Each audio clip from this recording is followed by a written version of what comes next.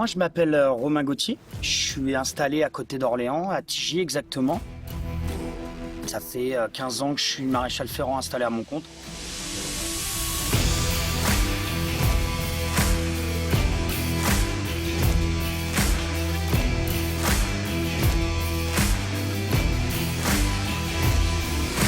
Ma première forge élect, je l'ai eu quasiment dès mon installation.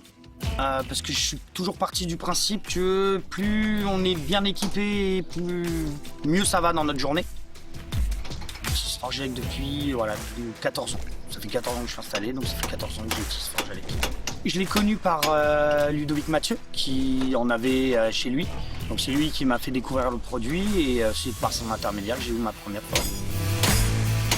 On ne travaille pas du tout de la même façon avec une forge électrique qu'avec une forge à gaz. Il y a toute une routine à mettre en place dans comment on met nos fers, la durée, comment on installe notre camion. C'est une routine qu'il faut mettre en place. La première chose, quand moi j'arrive dans une écurie, je sors ma rallonge, je branche mon camion, j'allume ma forge. Il lui faut en gros un quart d'heure, 20 minutes pour être à pleine chauffe. Donc si on fait pas ça, c'est sûr que quand on arrive pour mettre nos fers à chauffer, c'est pas chaud. Et quand on fait un cheval, je mets mes deux fers par deux fers.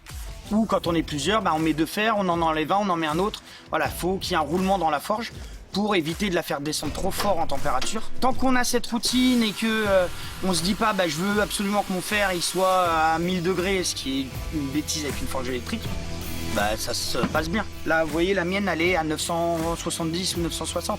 Ça suffit largement, il n'y a pas besoin de plus. Et l'éteindre dès qu'on prend le dernier fer et pas la mettre à chauffer à la maison pour qu'elle soit chaude chez le premier client. Fais-toi payer un café par ton premier client et ta forge sera chaude, ça ira tout aussi bien.